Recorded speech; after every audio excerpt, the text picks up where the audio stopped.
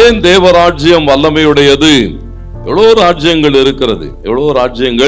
இருக்கிறது. இன்றைக்கு இருக்கிற ராஜ்யங்கள் இடத்துல இருக்கப்படுகிறதான அவங்க வைத்து இருக்கிறதான இந்த ஆட்டம் பாம்ஸ் இந்த மாதிரி இன்னும் அதெல்லாம் பார்த்தீங்கன்னா ஒவ்வொரு ராஜ்யமும் அது எத்தனை வல்லமை பொருந்தினதாக இருந்தாலும் அவைகள் எல்லாம் தேவராஜ்யத்துக்கு முன்னாலே ஒன்றும் இல்லாதவைகள். கர்த்தருக்கு மகிமை உண்டாகும். ஏன்னா நம்முடைய தேவ ராஜ்யத்தினுடைய வல்லமையை நாம் உணர்ந்து கொள்ளுகிற போது பிதாவாகிய தேவன், கர்த்தருக்கு மகிமை உண்டாட்டம், அந்த தேவ ராஜ்யத்தினுடைய அடிப்படைகளிலே பேசப்படுகிற போது பிதாவாகிய தேவனை தவிர்த்து நீங்க என்ன செய்ய முடியாது?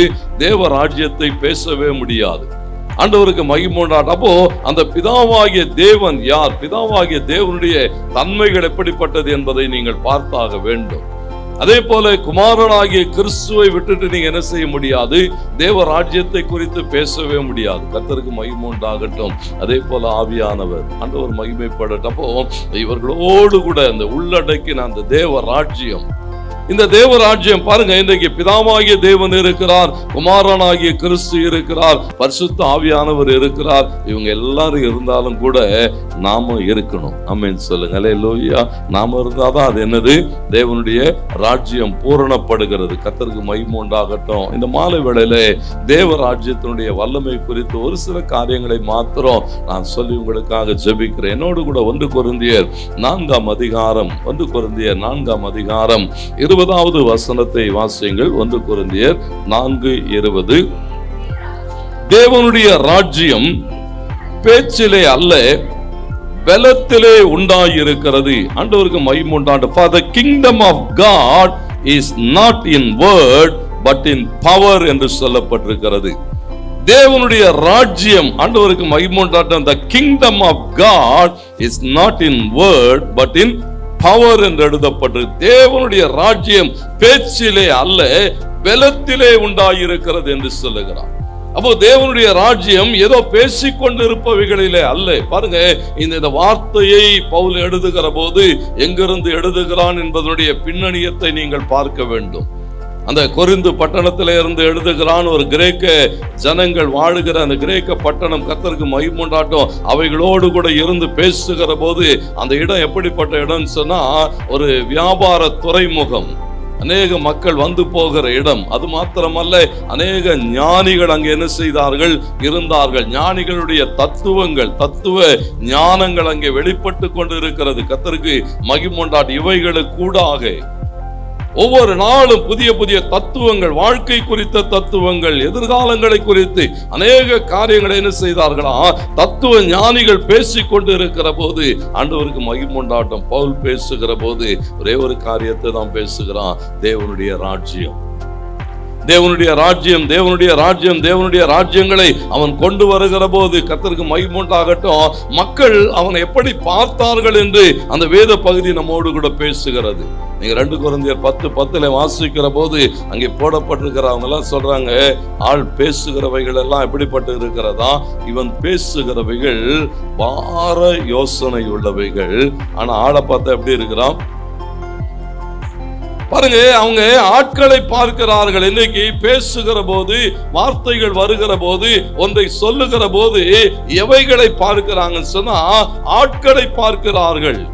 அன்றைக்கு அந்த பட்டணத்திலே ஒலிம்பிக் பந்தயங்கள் ஆரம்பிக்கப்பட்ட காலங்கள், கர்த்தருக்கு மகிமை உண்டாகட்டும், அங்க உள்ள எப்படிப்பட்ட வீரர்களா இருந்தாங்கன்னா ஒவ்வொருத்தனும் அப்படியே அந்த ஆஜானு பகவான் சொல்லப்படுகிற வலையில ஒவ்வொருத்தனும் எப்படி சொன்ன பராக்கிரமசாலிகளை போல இருந்த ஒரு பட்டணத்திலே பவுல் கடந்து போன போது பாருங்க, அந்த பட்டணங்களுக்கூடாக அவன் கடந்து போகிற போது அவனுடைய கண்களிலே வியாதிகளோடு கூட கடந்து போகிறான். போதும் கண்ணில் தண்ணி வடிந்து கொண்டே இருக்கிறது, போராட்டங்களோடு கூட இருக்கிறான். அது மாத்திரமல்ல, அவனை பார்க்கும்போது எப்படி இருந்ததான், ஆளை பார்த்தா அற்பமா இருந்தான்.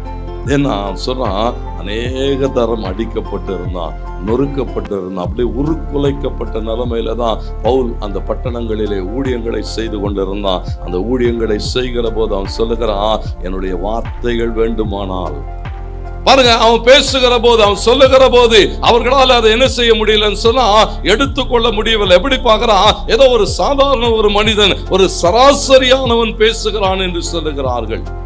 பவுல் சொல்லும்போது சொல்லுகிறான், நான் எப்படிப்பட்டவன் என்பது அல்ல, என் மூலமாய் வருகிற வார்த்தைகள் எப்படிப்பட்டது.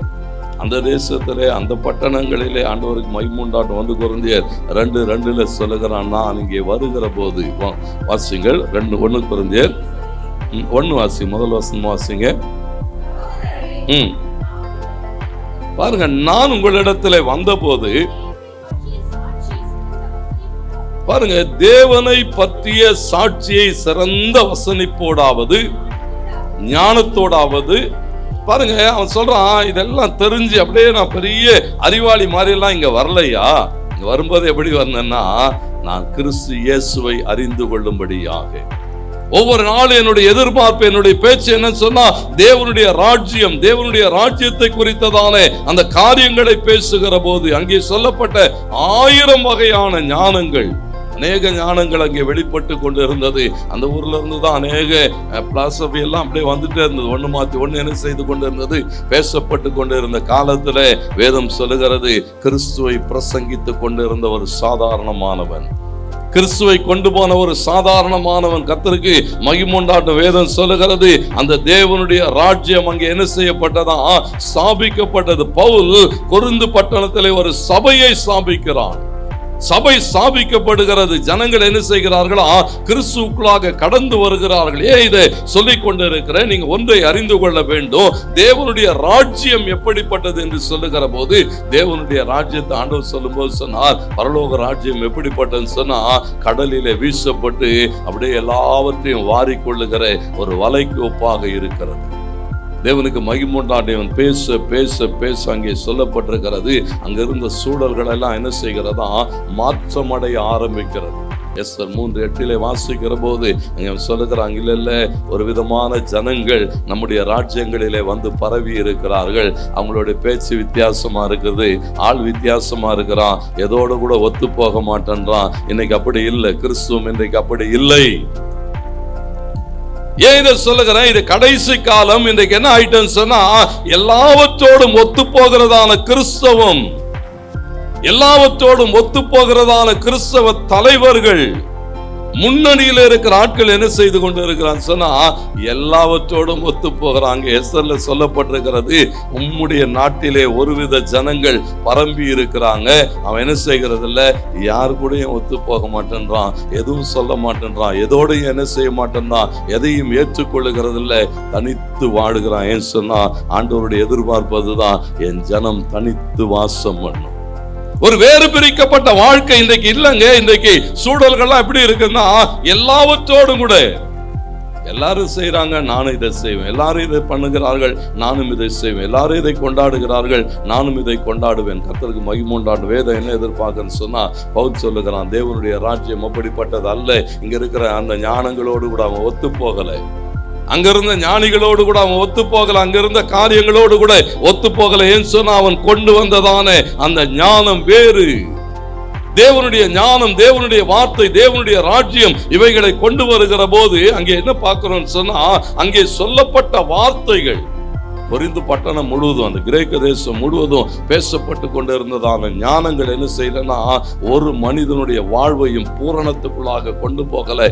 பவுல் கொண்டு போன தேவ ராஜ்யத்தினுடைய செய்தி என்ன செய்ததா, ஜனங்களுக்குள்ளாக ஒரு பெரும் மாற்றத்தை கொண்டு வருகிறது.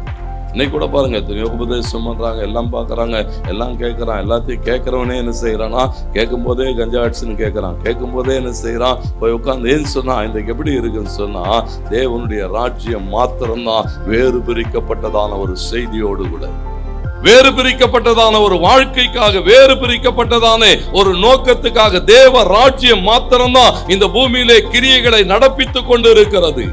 அப்போ இந்த தேவ ராஜ்யத்தினுடைய வல்லமை எங்க இருக்குன்னு சொன்னா, முதல்ல பார்க்கிறோம், பிதாவாகிய தேவன் என்று பார்க்கிறோம். ஆண்டவருக்கு மகிமை உண்டாட்டம். சொல்லுகிறார், அவர் சர்வ வல்லமை உள்ளவர். வேதம் சொல்லுகிறது, அவரை குறித்து பேசுகிற போதெல்லாம் அவர் சர்வ வல்லமை உள்ளவர். அவருடைய ராஜ்யம் எப்படிப்பட்டதுன்னு சொன்னா, அது சர்வ வல்லமை பொருந்தின ராஜ்யம். அல்லேலூயா. ஆண்டவருக்கு மகிமை உண்டாகட்டும். எந்த இடத்துல அந்த ராஜ்யம் பேசப்பட்டாலோ அந்த இடத்துல அந்த ராஜ்யம் மாத்திரம்தான் ஆளுகை செய்யும். அல்லேலூயா. தானியேல் 2:44 அப்படி சொல்லுகிறது, அந்த ராஜ்யம் எல்லாவற்றையும் நொறுக்கி எத்தனை ராஜ்யங்கள் அங்கே சொல்லப்பட்டிருக்கிறது.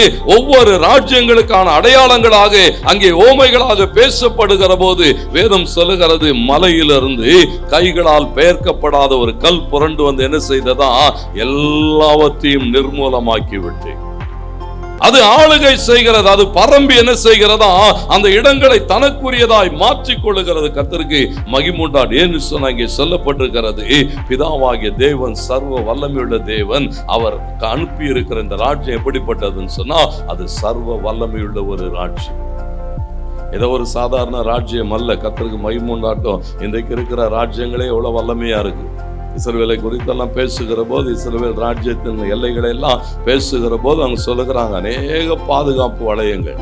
நீங்க மேல அந்த மைக்ரோ இதுல கூட உள்ள என்டர் ஆக முடியாதபடிக்கு என்ன வச்சிருக்கிறாங்களா, அத்தனை விதமான பாதுகாப்புகளை வைத்திருக்கிறார்கள். ஆண்டவருக்கு மகிமுண்டாட்டம். நீங்க எத்தனை விதமான பாதுகாப்புகளை வைத்தாலும் தேவனுடைய ராஜ்யம் உட்பிரவேசிக்க வேண்டும் என்று தீர்மானிக்குமானால் எந்த இடத்தையும் உடைத்து கொண்டு அது உள்ளே பிரவேசிக்கும். அல்லேலூயா.